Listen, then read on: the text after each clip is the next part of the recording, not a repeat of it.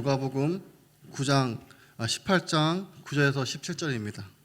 제가 가지고 있는 신약성경 126면에 있습니다. 누가복음 18장 9절에서 17절입니다. 제가 가지고 있는 신약성경 126면에 있습니다. 제가 먼저 읽겠습니다. 내가 진실로 너희에게 이르노니 누구든지 하나님의 나라를 죄송합니다. 또 자기를 의롭다라고 믿고 다른 사람을 멸시하는 자들에게 이 비유로 말씀하시되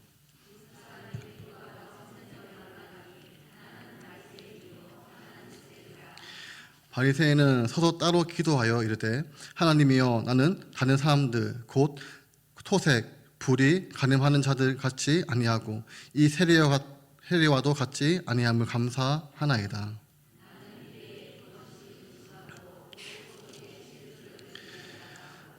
세리는 멀리 서서 감히 눈을 들어 하늘을 쳐다보지 못하고 다만 가슴을 치며 이르되 하나님이여 불쌍히 여기소서 나는 죄인이소이다 하였느니라.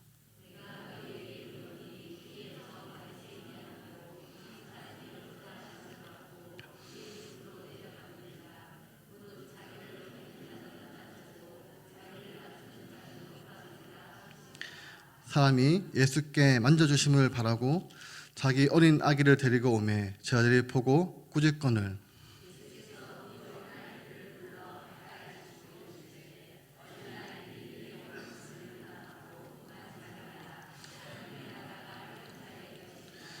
함께 읽겠습니다. 내가 진실로 너희에게 이르노니 누구든지 하나님의 나라를 어린아이 같이 받아들이지 않는 자는 결단코 거기 들어가지 못하리라 하시니라. 아멘. 오늘 누가복음 18장 9절 말씀을 살펴보게 되는데 먼저 우리가 기억하시면 되는 것이 먼저 기억해야 되는 것은 저와 우리 성도들이 살고 있는 이 세상은 어떠한 세상인가? 예수님께서 부활하시고 승천하신 후부터 예수님이 다시 오실 때까지를 우리는 말세라고 부르고 있습니다. 이때의 특징은 하나님 나라가 이미 임했습니다. 이미 시작이 되었습니다. 그렇지만 아직 완성되지는 않았습니다. 우리가 살고 있는 이 시대는 하나님 나라가 예수님을 통해서 그리고 성령님을 통해서 시작이 되었고 확정이 되어가고 있지만 아직은 완성이 되지 않는 시대를 우리는 살고 있습니다. 그래서 빛과 어둠이 공존하는 시대를 살고 있습니다. 그리고 예수님께서 17장 마지막에 교훈하신 것처럼 인자의 때가 가까워지면 우리 주님이 다시 오심 즉 재림이 가까워지게 되면 세상은 노아의 때와 또 롯의 때처럼 같을 거다라고 예수님께서 말씀을 하셨습니다.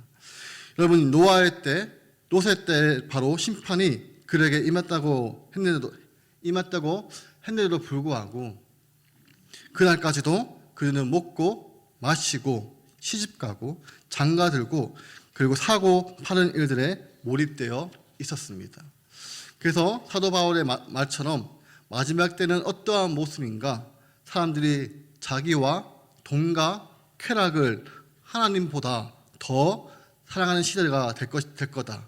그리고 사람들은 이기적인 삶이 되어서 자기밖에 모르는 삶을 살아가게 될 거라고 말씀을 하셨습니다. 그리고 소위 우리가 살고 있는 이 시대를 포스트 모더니즘이라고 시대의 가장 단적인 특징을 보여주고 있습니다. 하나님과 이웃을 외면하고 철저하게 자기 자신만 아는 시대, 그런 이기적인 시대를 살아가고 있습니다. 그러면 이러할 때 예수님의 제자들은 어떻게 살아가야 되나? 예수님께서 지난주 본문의 말씀과 오늘 본문을 통해서 세 가지 교훈을 하십니다. 그래서 지난주 본문은 이런 세상을 살아가기 때문에 성도들은 억울한 일을 많이 만나게 됩니다. 그리고 마음에 원한을 맺는 일들도 많이 만나게 됩니다. 그때 우리는 어떻게 살아가야 되나? 항상 기도하고 낙심하지 않아야 된다라고 이렇게 예수님께서 교훈을 하셨습니다. 그래서 오늘은 두 번째와 세 번째 교훈을 살피게 되는데 이제 두 번째 교훈은 9절부터 14절까지의 말씀은 다시 예수님께서는 비유로 설명을 하십니다. 그런데 설명하시기 전에 이 비유가 누구를 염두에 두고 한 것인지를 먼저 정확하게 밝히십니다. 그 사람이 누군가 하면 9절에 자기를 의롭다라고 믿고 다른 사람을 멸시하는 자들, 그들에게 이 비유로 말씀을 하셨다는 것입니다. 쉽게 이야기하면 바리새인들입니다. 예수님 당시 가장 신앙생활을 잘한다라고 생각하고 자기를 의롭다라고 확신을 하며 그렇게 살지 못하는 사람들을 멸시하는 이 바리새인들을 염두에 두고 예수님은 말씀을 하셨다는 것입니다. 여러분, 한 번에 말씀을 들은 적이 있는데 우리 지금 성경에서는 바리새인들을 예수님으로부터 가장 많은 책망을 받았던 사람이기 때문에 좀 부정적인 인식을 가지고 있습니다. 그러나 예수님 당시에 이 바리새인들은 가장 신앙적으로 존경받는 사람들이었습니다. 그리고 교회 지도자였습니다. 그런데 이것은 역사적인 뿌리가 있습니다. 세계사를 살펴보면은 이 알렉산더 대제에 대해서는 아마 다 아실 것이라고 생각이 합니다. 유럽, 아시아 그리고 아프리카까지 세계를 정복했던 왕, 시대의 영웅이 바로 알렉산더 대제였습니다. 근데 그 사람은 정복했던 것만큼이나 놀라운 게 정복했던 땅, 그 땅에 헬라 문화를 꼽히는 것을 그의 비전으로 삼았던 사람이 알렉산더 대제였습니다. 그래서 지금의 말로 하면 세계와의 거센 물결이 바로 시작되었던 시대가 바로 알렉산더 대제였다는 것입니다. 그래서 헬라 문화를 꼽히는 것이 이 세상을 복되게 하는 것이라고 생각했던 인물이었습니다. 그런데 거기서 가장 걸림돌이 누구냐면 바로 하나님의 백성들이었습니다. 그래서 하나님의 백성들과 이 헬리니즘 사이에 거센 충돌이 일어났고 기독교 역사 가운데 손에 꼽힐 정도로 잔인한 박해와 압박이 이루어졌던 시대였습니다.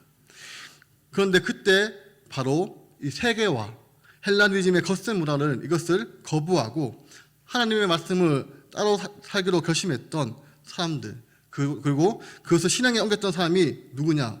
바로 바리새인들이었습니다. 그래서 그들의 이름을 구별하는 사람들, 경건한 사람들로 자신들을 불렀던 사람입니다. 이런 역사적인 과정을 통해서 볼 때는 해석주의의 유혹을 뿌리치고 하나님의 말씀대로 살려고 노력했던 사람들이 바로 바리새인들이었다는 것입니다. 그런데 이들이 예수님 시대에 가장 책망을 많이 받는 사람으로 전락되어졌습니다. 그들이 도대체 무엇이 문제인가? 이미 9절에 말씀하셨습니다. 예수님은 바리새인들을 보고 이렇게 소개를 했습니다. 자기를 의롭다라고 스스로 믿고 있습니다. 그리고 다른 사람을 멸시하고 있는 자들입니다. 이제 비유의 내용은 10절을 보시면 두 사람이 등장을 하는데 사항은 기도입니다. 두 사람이 기도하러 성전에 들어갔습니다. 우리처럼 예배 자리에 왔습니다. 한 사람은 바리새인입니다. 또 다른 사람은 세리입니다. 이 세리는 지금 바리새인과 정반대의 인물입니다. 바리새인이 가장 존경받는 신앙인이었다면 세리는 가장 멸시를 받는 사람이었습니다. 여러분, 로마가 세금을 거둘 때 정한 금액이 있습니다. 그것을 세리에게 할당을 시킵니다. 정한 금액을 다 정하고 나면 그 금액만 로마 정부에 주면 되고 그 얼마를 거두든 나머지 금액은 자신들의 소유가 됩니다. 그래서 이 세리가 어떤 행동을 했을까 하는 것을 충분히 짐작을 할 수 있습니다. 그래서 이 세리는 돈밖에 모르는 사람, 나라를 팔아먹은 사람, 하나님을 버리는 사람, 부정한 사람, 죄인들을 대표하는 인물이 바로 세리였습니다. 한 사람은 가장 신앙 좋은 사람으로 대표하고 다른 한쪽은 가장 부정하고 타락한 죄인을 대표하는 세리, 두 사람이 기도하러 왔습니다. 11절에 보시면 이제 바리새인들이 기도가 등장을 하는데 먼저 그의 자세가 나옵니다. 그는 서서 따로 기도하였다. 그런데 이 서서라는 표현은 지금도 유대인들은 서서 기도합니다. 근데 부정적인 것은 아니지만 바리새인들이 외식하며 기도하는 모습을 소개할 때 이 단어를 사용합니다. 마태복음 6장 5절을 보시면 예수님께서 외식하면서 기도하는 자들을 책망할 때 이렇게 말씀을 하셨습니다. 또 너희는 기도할 때에 외식하는 자와 같이 하지 말라. 그들은 사람에게 보이려고 회당과 큰 거리 어귀에 서서 기도하기를 좋아하느니라. 여러분, 바리새인들은 사람들의 주목을 받기 위해서 그들은 서서 기도하기를 좋아했습니다. 근데 오늘 본문은 단어가 하나 더 추가가 되었습니다. 따로 서서 기도하기를 좋아했다. 이것은 예배를 드리러 왔는데 그 사람들 중에서 내가 혹시 오염이 될까봐 부정적인 죄에 잘못된 영향을 받을까봐 싶어서 사람들로부터 자기를 분리시켜 따로 기도했다는 것입니다. 교회 속에도 이런 모습을 있을 수 있습니다. 이 부정한 죄의 영향을 받지 않기 위해서 따로 살아가는, 또 교회에서도 따로 행동을 하는 사람들이 있습니다. 지금 바리새인의 모습이 바로 이런 모습이었다는 것입니다. 따로 그리고 서서 기도했는데 이 기도의 내용이 헬라어 단어 수를 세어보면 29개의 단어로 굉장히 긴 기도문입니다. 11절에 하나님께 감사합니다 그러면서 첫 번째 상대방을 보고 감사의 내용을 합니다. 이 기도의 내용은 한마디로 이야기하면 하나님, 저는 이 사람같이 살지 않게 해주셔서, 저 사람들처럼 살지 않게 해주셔서 감사합니다라는 기도로 시작합니다. 어쩌면 우리도 이렇게 기도할 때가 있을 수 있습니다. 저 사람처럼 살지 않게 해주셔서 감사합니다. 그런데 저 사람은 누군가 하면 토색, 이것은 돈이나 물건을 억지로 달라고 하는 행위로서 강도를 말합니다. 그래서 토색, 불의, 간음하는 자같이 아니한 것 감사드립니다. 여러분, 이제 십계명을 보시면 5계명부터 10계명은 사람과의 관계입니다. 하나님이 율법을 통해서 정하신 그 계명을 굳게 지키면서 살았다는 것입니다. 이 계명을 처럼 살지 못한 대다수의 사람처럼 저 살지 않게 해주셔서 감사드립니다. 특별히 이 세리같이 아니함을 인해 감사드립니다. 이렇게 그가 고백을 했다는 것입니다. 그리고 이제 22절은 적극적입니다. 나는 1에 2번씩 금식하고 소득의 11절을 드렸습니다 라고 고백을 합니다.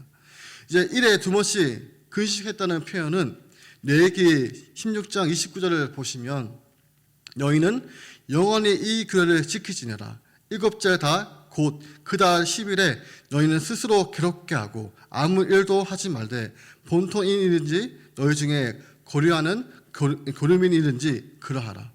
이 말씀은 율법에서 1년에 딱 한 번 금식하라고 명하셨습니다. 그날이 언제인가 하면 대속죄일입니다. 유대 달력으로 7월 10일에 이스라엘 모든 죄를 지고 대제사장이 지성소에 들어가 그날 하루 스스로 괴롭게 하는 것, 이것이 바로 금식입니다. 율법을 통해서 하나님이 명하신 것은 1년에 한 번이었습니다. 그런데 지금 바리새인들은 일주일에 2번씩 금식을 했다는 것입니다. 그리고 11조에 관련해서 신명기 14장 22절과 23절을 보시면 11조에 대한 말씀입니다. 오늘 마땅히 매년 토지의 소산의 11조를 드릴 것이며 내 하나님 여호와 앞 곧 여호와께서 그의 이름을 두시려고 택하신 곳에서 내 곡식과 포도주의 기름의 11조를 먹으며 또 내 소와 양의 처음 난 것을 먹고 내 하나님 여호와 경외하기를 항상 배울 것이니라. 그런데 토지의 소산의 11조와 곡식의 포도주와 기름의 11조를 하도록 규정을 하고 있었습니다. 그런데 바리새인들의 율법을 요구하는 사항은 말할 것도 없고 그 이상으로 엄격하게 규정으로 12절을 실천하고 있었다는 것입니다. 그래서 12절을 잘 보시면 뭐라고 되어 있습니까? 소득의 11조로 되어 있습니다. 지금 율법이 정하지 않는 것까지도 그는 만약에 수입이 생겼다면 하나도 빠짐없이 챙겨서 11조를 드렸다는 것입니다. 쉽게 이야기하면 나는 지금 이 율법이 요구하는 이상으로 하나님께 헌신하며 섬겼다는 것입니다. 1년에 한 번이 아니라 일주일에 2번, 그리고 율법이 정하신 정도가 아니라 시대의 변화에 따라서 수입을 생기게 되면 하나도 빠뜨리지 않고 11조를 다 드렸다. 이렇게 그가 고백을 했다는 것입니다. 여러분, 이것이 바로 바리새인의 기도였습니다. 이제 13절 보시면 세리가 나오는데, 그럼 세리는 어떻게 기도를 했나? 그는 멀리 서서 기도했습니다. 그는 서서 기도했지만 멀리 서서 기도하였습니다. 바리새인은 너무 잘났기 때문에 자기를 구별되게 생각을 했고, 세리는 자기가 너무 못났기 때문에 자기가 너무나도 부족한 사람이기 때문에 바로 멀리 서서 기도했습니다. 두 번째, 어떻게 했나? 눈을 들어 하늘을 쳐다보지도 못했습니다. 여러분, 하나님이 계시는 하늘을 쳐다보지도 못했습니다. 그리고 그는 가슴을 쳤습니다. 후회 그리고 슬픔의 표시입니다. 탄식의 표시입니다. 하나님, 저 잘못 살았습니다. 가슴을 쳤습니다. 여기의 시제는 미알로 시제이기 때문에 계속적인 반복적인 행동을 말합니다. 계속해서 하늘을 쳐다보지도 못하고 계속 가슴을 쳤다는 것입니다. 그런 다음 기도의 내용은, 하나님, 불쌍히 여겨 주십시오. 나는 죄인입니다. 하나님, 불쌍히 여겨 주십시오. 저는 죄인입니다. 그런데 여러분, 이것을 원문으로 하면 하나님, 죄인인 나를 불쌍히 여겨 주십시오입니다. 하나님, 죄인인 나를 불쌍히 여겨 주십시오. 여러분, 세리는 이렇게 기도를 했다는 것입니다. 그때 14절에 예수님의 평가입니다. 이에 저 바리새인이 아니고, 여러분, 이에 저 바리새인이 아니고 이 사람이 의롭다 하심을 받았다. 여기 강조하는 이 사람, 저 사람이 아니고 예수님의 표현입니다. 이 사람, 저 사람이 아니고 바로 그가 의롭다 하심을 받고 그의 집으로 내려갔다라고 예수님께서 교훈을 하셨습니다. 무릇 자기를 높이는 자는 낮아지게 되고 자기를 낮추는 자는 높아지리라. 이렇게 예수님께서 말씀을 하셨습니다. 그래서 여러분, 마지막 때 예수님의 제안은 어떻게 살아가야 되나? 두 번째, 하나님 앞에 자기를 낮추면서 살아가야 합니다. 하나님 앞에 무슨 기도를 드려야 되나? 하나님, 죄인인 저를 불쌍히 여겨 주십시오. 근데 이제 우리 성경은 남영한 자들, 그리고 앞으로 살피게 될 서경, 이 바리새인 같은 사람들이 그들이 주님 앞에 드렸던 기도가 저를 불쌍히 여겨 주십시오. 다윗의 자손 예수여 불쌍히 여겨 주십시오라고 똑같이 번역이 되어 있는데, 헬라어 원문을 보시면 단어가 다릅니다. 앞에서 말씀드렸던 서경이나 남영한 자들이 예수님을 향해 불쌍히 여겨달라고 했던 말은 일반적인 단어로서 이 엘레오스입니다. 이 엘레오스는 고통과 관련해서 하나님, 저 불쌍히 여겨달라는 것입니다. 남영한 자들이 또 평생 앞을 보지 못했던 소경이 하나님 앞에 저 불쌍히 여겨달라고 고통스러운 자신의 모습을 보면서 불쌍히 여겨달라고 했다는 것입니다. 근데 오늘 사용된 이 단어는 힐라스 데티라는 단어입니다. 힐라스 데티. 이 단어는 히브리서 2장 17절을 보시면, 그러므로 그가 범사의 형제들과 같이 되심이 마땅하도다. 이는 하나님의 일에 자비하고 신실한 대제사장이 되어 백성의 죄를 속량하여 하심이라. 예수님이 이제 대제사장이 되셔서 17절 마지막 부분을 보시면 백성의 죄를 속량하려 하심이라 이라는 표현이 나옵니다. 여기 속량은 용서하고 진노를 거두고 회복하는 것입니다. 여기 사용된 단어를 속량이라는 단어와 동일한 같은 단어라는 것입니다. 이것을 문자적으로 하면, 하나님, 저를 속량해 주십시오.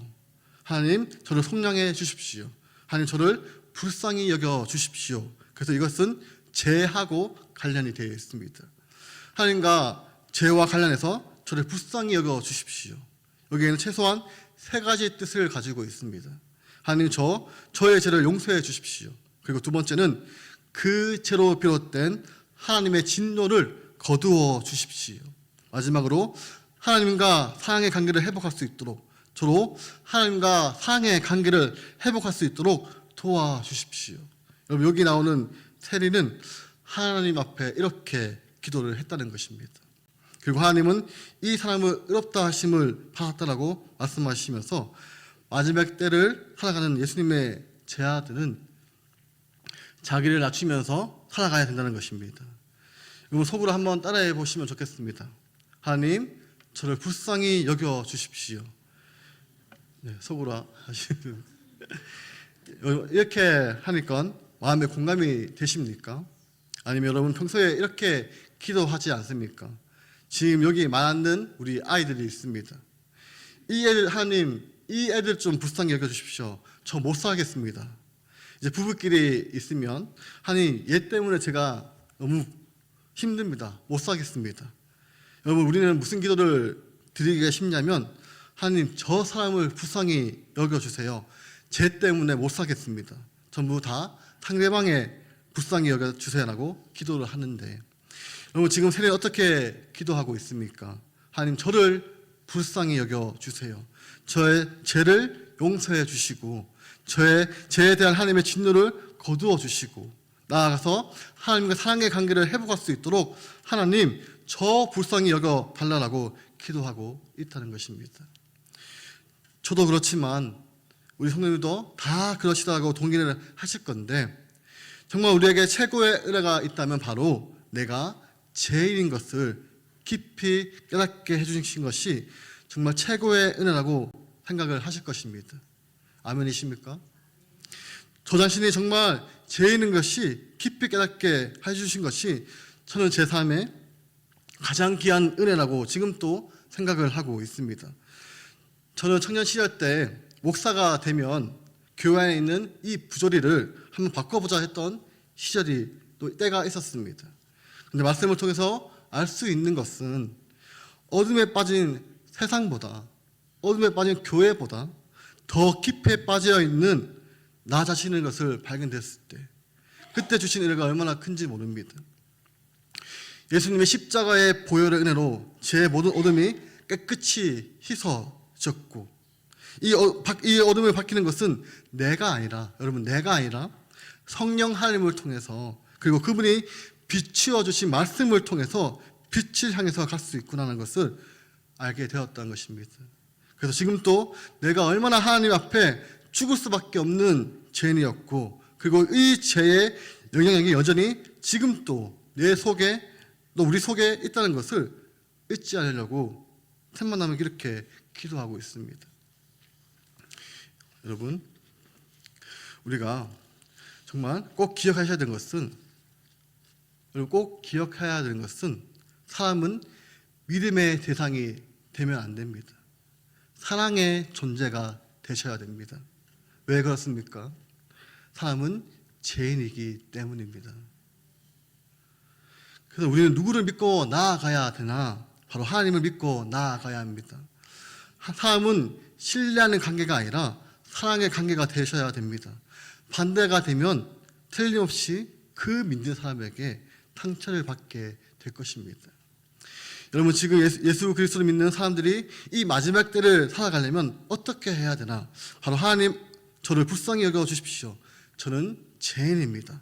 여러분 이 고백을 하나님 앞에 드리면서 내 심령이 가난해지고 죄인이 나를 향하신 하나님의 놀라운 사랑, 주 예수 그리스도의 놀라신 은혜를 기억하게 되면 우리는 이 어둠을 시대에 넉넉하게 헤쳐나갈 수가 있습니다.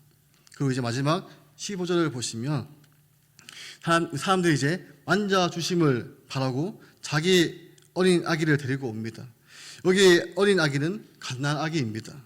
예수님에게 축복을 받기 위해서 데리고 왔는데 제자들이 보고 꾸짖었습니다. 여기 꾸짖다는 단어가 복음서에 어떻게 사용이 되었냐면 귀신을 쫓아낼 때 사용된 단어였습니다. 왜 제자들은 어린아이를 예수님께 나오지 못하도록 막고 질책을 했을까요? 그 당시 어린아이들은 사람들에게 가치 없는 사람으로 여겨졌습니다. 당시 사회에서 소외된 사람들이 하나님께 나와 도움을 받았지만 제자들이 어린아이의 도움이 필요한 대상에 속하지 않았습니다. 그것이 당시 어린아이에 대한 사회적인 공감대였습니다. 15절의 어린 아기, 이 프레포스라고 하고 16절에서 어린아이를 파이디온이라고 하지만 어린아이인지 중요하지 않습니다. 이 어린아이의 존재감이 가장 작은 소용이 없는 사람의 정형이기 때문입니다. 근데 이때 16절에 예수님께서 말씀을 하십니다. 그 어린아이를 불러 가까이 하시고 이르시되 어린아이들이 내게로 오는 것을 용납하고 금하지 말라. 두 번이나 강조하시면서 하나님의 나라가 이런 자의 것이니라. 하나님 나라가 이런 자, 가난하게 것이라고 말씀하시고 17절을 보시면 한 번 더 반복을 하십니다. 내가 진실로 너희에게 이르노니 누구든지 하나님의 나라를 어린아이 같이 받아들이지 않는 자는 결단코 거기 들어가지 못하리라. 결국 여러분 어린아이 같은 하나님 나라를 받아들여야 된다고 예수님께서 교훈을 하셨습니다. 여러분 두 번째 가르침이 자기를 낮추는 것이라면 세 번째 가르침의 핵심은 무엇입니까? 하나님에 대한 전적인 신뢰입니다. 하나님에 대한 전적인 신뢰. 여러분 간단한 아이, 보통 어린 아이처럼 되어야 한다고 하면 순수한 마음을 잘 받아들이고 이런 부분을 생각할 수 있지만 갓난 아기한테 이런 것을 기대할 수가 없습니다. 이 갓난 아기한테 부모에 대해 절대 의존을 하고 있는 존재입니다. 여러분 하나님 나라는 바로 이런 자들의 것이라고 말씀하고 있습니다. 여러분 갓난 아기의 얼굴을 보시면 어떻습니까? 우리 집에 갓난 아기는 아니지만 비슷한 존재가 있습니다. 정말 깨끗하고 밝습니다. 그래서 얼굴만 봐도 미소가 절로 흐르고 웃음이 나옵니다. 혹시 이제 갓난 아기가 나는 왜 이렇게 못생겼나? 나는 왜 이렇게 키가 작나? 나는 왜 이렇게 돈이 없나? 이것 때문에 고민하는 갓난 아기 보셨나요? 이 갓난 아기 같이 된다는 것은 여러분 자기 자신의 작은 때문에 그것 때문에 고민하고 아니면 힘들어 하겠습니까? 갓난 아기한테는 하나만 있으면 됩니다. 누가 있으면 됩니까? 엄마만 있으면 됩니다. 그리고 아빠만 있으면 됩니다. 여러분 엄마 아빠가 있으면 아이는 아무리 자기의 힘이 없고 부족한 것 같아도 여러분 염려하지 않습니다. 그러면 여러분 중요한 것은 무엇입니까? 우리 하나님 아버지에게는 능력과 지혜를 다 가지고 계십니다. 그리고 하나님이 일하시면 다 됩니다. 우리가 얼마나 잘났고 힘이 있고 능력이 있다고 해서 많은 변수가 생길 수가 있겠습니까? 우리는 하나님을 전적으로 신뢰하기 때문에 내가 참 작은 사람이고 내 상황이 좀 고되고 남들이 볼 때 힘든 것 같아 보여도 우리가 하나님을 전적으로 신뢰하니까 기대하고 기뻐하게 된다는 것입니다. 이 말씀을 마무리하면서 여러분 우리는 자기에게 중독된 시대를 살아가고 있습니다. 여러분 성적인 취향도 내 마음이다. 내 마음. 남자가 되고 여자가 되는 것 내 마음이다. 이제 아무것도 필요 없습니다. 오직 나밖에 없습니다. 내가 법이고 내가 하나님이고 내가 전부고 내가 우주고 나밖에 없는 시대를 우리가 살아가고 있습니다. 여러분 이런 세상 예수님의 제자들은 어떻게 살아가야 되겠습니까? 먼저 항상 기도하고 여러분 낙심하지 않으셔야 됩니다. 그리고 두 번째는 하나님 앞에 자기를 낮추는 자가 되셔야 됩니다.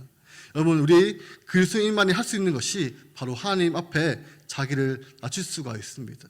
하나님 저를 불쌍히 여겨 주십시오. 나는 죄인입니다. 나의 나된 것은 바로 하나님의 사랑, 예수 그리스도의 은혜, 성령의 역사하심이 나를 나다게 하고 있습니다. 여러분 하나님 앞에 자기를 낮추고 어린아이들처럼 그냥 정적으로 하나님을 신뢰하는, 저는 지금 두 아들을 키우면서 참 많은 연단과 은혜를 공존하는 시간을 보내고 있습니다.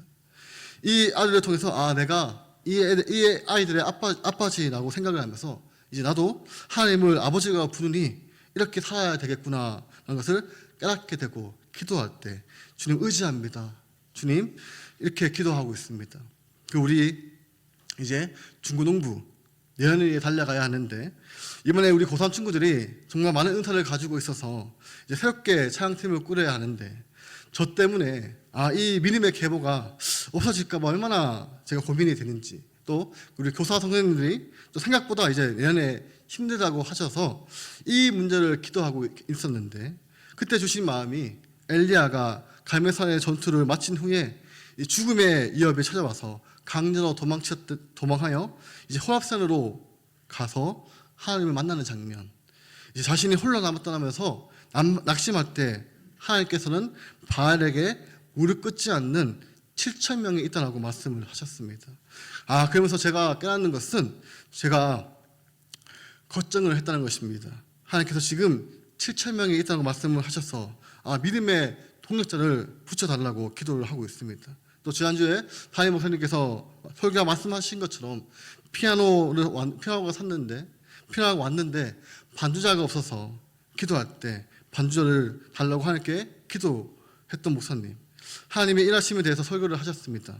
그것이 꼭 저한테 하시는 말씀인 것 같다는 생각이 많이 들어서 이렇게 많이 기도를 했습니다. 하나님, 저는 마음의 문을 열 수 없습니다. 하지만 하나님은 가능하십니다. 그래서 제가 부탁을 드렸을 때 마음의 문을 열어달라고 정말 이 어린 영혼들을 위해서 사랑하며 보살피고 주는 교사들을 붙어주시고 또 지금 또 기존에 계시는 우리 선생님들 은혜의 은혜를 주셔서 갑절의 은혜를 더해 주셔서 우리 예수님이 우리를 끝까지 사랑하신 것처럼 우리 어린 영혼들을 위해서 정말 사랑하시면서 끝까지 또 세워지게 해달라고 기도할 때 또 저에게 이런 말씀을 주셨습니다. 여러분들도 잘 알고 계시는 말씀입니다. 그것이 하나만한 믿음이 있다면, 그런데 그 믿음 우리에게 주셨습니다. 주님 믿고 나아갑니다. 그리고 오늘 말씀을 통해서 전적으로 주님 신뢰하오니 주님께서 일하여 주십시오. 그래서 내년 또 우리 중고등부가 주님께서 인도하시고 다스려 주셔서 바로 이 땅에서 하나님의 나라를 맛보고 확장해 가는 우리 중고등부가 되기를 주님 믿습니다라고 기도하고 있습니다. 여러분, 이번 주일 찬양 전도 축제가 있습니다. 성소나무 이시선에게 은혜를 부어 주시고, 그리고 교회에 처음 오시는 분들이 어색하지 않도록 우리가 밝게 웃으면서 인사하면서, 무엇보다 우리는 그분의 마음을 열 수 없지만 그 마음을 성령 하나님께서 터치하셔서 그 마음에 복음의 씨앗이 심어지게 하셔서 잃어버린 영혼이 돌아올 때 하늘에서 천국이 열린다고 하셨으니 우리 다 함께 이 천국의 잔치를 기대하며 기도하는 우리 성도님이 되시기를 소망합니다. 이제 남은 한 주간 또 살아가실 때 항상 기도하시고 낙심하지 마시고 하나님 앞에 자기를 낮추시고 하나님을 전적으로 신뢰하며 하루하루의 삶에 하나님 나라를 맛보고 경험하고 확장해가는 우리 구미동부 교회 성도 여러분이 되시기를 주님의 이름으로 축원합니다. 기도하겠습니다. 하나님 아버지, 우리가 살고 있는 이 세상은 사람들이 자기에게 중독되어 있습니다. 돈과 쾌락에 중독되어져서 정말 살아가고 있습니다. 하나님의 백성으로 살아갈 때 한맺히고 억울한 일이 많지만 항상 기도하고 낙심하지 않게 하시고 하나님 앞에 자기를 낮추고 어린아이처럼 전적으로 주님을 신뢰하면서 우리 성도들이 하루하루의 삶이 하나님 나라를 경험하고 확정해가는 귀하고 복된 삶이 되게 하여 주옵소서. 그리고 이제 주일날 찬양 전도 축제가 있습니다. 그분들에게 마음을 주님께서 터치해 주셔서 그분들에게 복음의 씨앗이 심어져서 하나님께 돌아오는 귀한 시간이 되게 하셔서 다 함께 천국의 잔치를 맛보며 누리는 그런 축제의 날 주일이 되게 하여 주옵소서. 감사드리며 예수님의 이름으로 기도드립니다. 아멘. 이제는 주 예수 그리스도의 은혜와 하나님의 사랑하심과 성령님의 교통하심이 하나님 앞에 자신을 낮추고 어린아이처럼 주님을 전적으로 신뢰하여 하나님 나라를 경험하고 확정해가는 귀한 삶 살기를 결단하는 구미동부교회 성도 위에 영원토록 함께 있을지어다. 아멘.